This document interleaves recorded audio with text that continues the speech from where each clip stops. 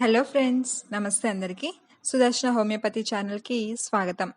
ఈరోజు మన వీడియోలో తలనొప్పి, ప్రీవియస్ వీడియోలో ఆల్రెడీ తలనొప్పి ఏంటి, దాంట్లో ఎన్ని రకాలు ఉన్నాయి ఆల్రెడీ మనం డిస్కస్ చేసుకున్నాము.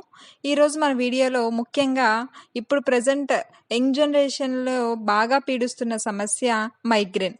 అసలు ఈ మైగ్రేన్ ఏంటి, వీటి కాజెస్, సిమ్టమ్స్, హోమియోపతి ట్రీట్మెంట్ ఉందా లేదా అన్నది ఈ వీడియోలో మనం తెలుసుకుందాము. తలనొప్పి, ఎక్కువ వెలుతురు చూసినా తలనొప్పి, పెద్ద సౌండ్స్ విన్నా తలనొప్పి, భోజనం చేయకపోయినా తలనొప్పి, చాక్లెట్స్ ఎక్కువ తిన్నా తలనొప్పి, ఆలోచన ఉన్నా తలనొప్పి. ఇలా ఎంతో మందిని పట్టి పీడిస్తున్న సమస్య నేటి కాలంలో ఈ మైగ్రేన్. మైగ్రేన్ తలనొప్పి ముఖ్యంగా యూనిలేటరల్ హెడేక్, అంటే రెండు పక్కల నొప్పి లేకుండా తలలో ఒక భాగాన మాత్రమే నొప్పి. కానీ అందరికీ అలానే రావాలా అంటే ఆ రూల్ కూడా ఏమీ లేదు. రెండు పక్కల కూడా నొప్పి రావచ్చు. కొందరికి నొప్పి తల వెనక భాగంలో కూడా రావచ్చు. మైగ్రేన్ హెడేక్ని మనము పల్సేటింగ్ హెడేక్ కానీ థ్రాంబింగ్ హెడేక్ అని పిలుస్తూ ఉంటాము. ఎందుకంటే నొప్పి వస్తూ పోతూ ఉంటుంది, కంటిన్యూస్గా మనము చూడము మైగ్రేన్ హెడేక్ అన్నది.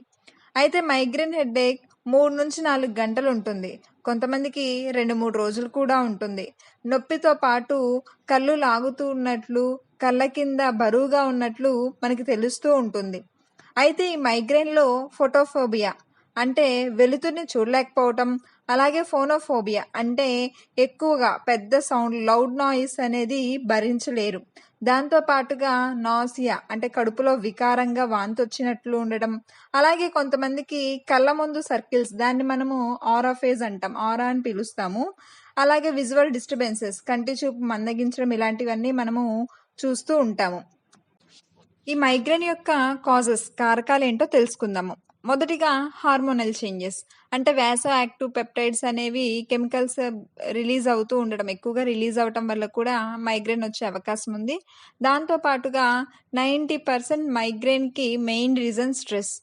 మైగ్రేన్ వచ్చిన వారిలో 90% స్ట్రెస్ వల్ల వచ్చిన వారే ఉంటారు.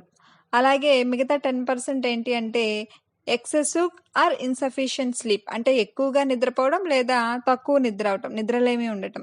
అంటే 8 గంటల కన్నా ఎక్కువగా పడుకోవటం లేదా 6 గంటల కన్నా కూడా తక్కువగా నిద్రించడం కూడా ఈ మైగ్రేన్కి కారణమవుతుంది. దాంతోపాటుగా ఎక్కువ ఐ స్ట్రెయిన్, అంటే కంప్యూటర్, ల్యాప్టాప్, సిస్టమ్ వర్క్స్ చేసే వాళ్ళందరిలో ఈ కామన్గా చూస్తూ ఉంటాము. దాంతోపాటుగా లౌడ్ నాయిస్, పెద్ద పెద్ద సౌండ్లు వింటూ ఉండడం, అలాగే వెదర్ చేంజెస్, బాగా కొంతమందిలో వింటర్ సీజన్స్లో ఎక్కువగా మైగ్రేన్స్ వస్తూ ఉంటాయి. అలాగే కొంత ఫుడ్ ఐటమ్స్, అంటే ఎక్కువగా చాక్లెట్స్ తీసుకున్నా కూడా ఈ మైగ్రేన్ వచ్చే అవకాశం ఉంది. దాంతో పాటుగా ఆకలి సరిగ్గా తినకపోవటం వల్ల కూడా ఈ మైగ్రేన్ వచ్చే ఛాన్సెస్ ఉన్నాయి. ఈ మైగ్రేన్ యొక్క సిమ్టమ్స్ ఏంటో మనం చూద్దాము. మైగ్రేన్ యొక్క సిమ్టమ్స్ 3 స్టేజెస్లో మనకి డివైడ్ అయినాయి. మొదటిగా ప్రీ మానిటరీ ఫేజ్. ఈ ప్రీ మానిటరీ ఫేజ్లో మనము వీక్నెస్, నీరసం చూస్తాము.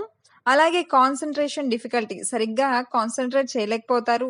దాంతో పాటుగా లైట్ అండ్ సౌండ్ సెన్సిటివిటీ, పెద్ద పెద్ద శబ్దాలు విన్నా, అలాగే ఎక్కువగా వెలుతురు ఉన్నా కూడా వాళ్ళు బాగా సెన్సిటివ్గా ఉంటారు. దాంతో పాటుగా నాజియా అండ్ వామిటింగ్, కడుపులో వికారంగా వాంతిగా అనిపించడం, అలాగే బ్లర్డ్ విజన్, బూదరగా మనకి కంటి చూపు ఉండటం అన్నమాట. తర్వాత రెండో ఫేజ్ ఆరా ఫేజ్.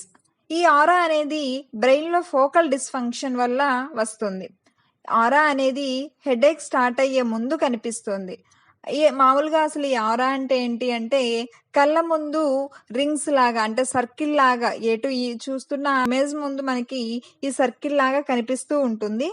తర్వాత ఈ ఆరా ఫేజ్లో స్పీచ్ డిస్టర్బెన్సెస్ కూడా చూస్తూ ఉంటాము.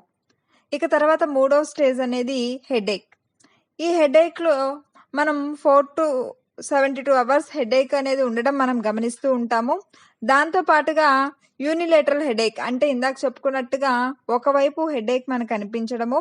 దాంతో పాటుగా పల్సేటింగ్ హెడేక్, అంటే నొప్పి వస్తూ పోతూ ఉండడం మనం గమనిస్తాము.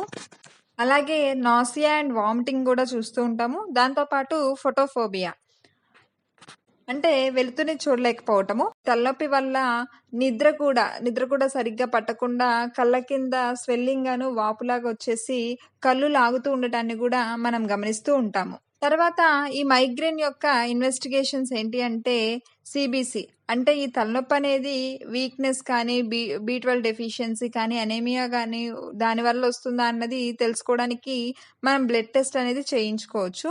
దాంతోపాటుగా బ్రెయిన్లో ఏమన్నా బ్రెయిన్ చేంజెస్ ఉన్నాయి అనుకుంటే సిటీఆర్ ఎంఆర్ఐకి మనం రిఫర్ చేస్తాము. అలాగే సిజిఆర్పి సీరం లెవెల్ ఇది కూడా ఇంక్రీజ్ అయితే మనకి మైగ్రేన్ వచ్చే అవకాశం ఉంది. హోమియోపతిలో కూడా ఈ మైగ్రేన్కి చాలా ఎఫెక్టివ్గా పనిచేసే రెమెడీస్ ఉన్నాయండి. Like belladonna, bryonia alba, gelsemium, ignatia, natrum mur, nux vomica, calcarea phosphoricum ఇలాంటి రెమెడీస్ అన్నీ మనకి మైగ్రేన్ పెయిన్లో చాలా బాగా వర్క్ చేస్తాయి.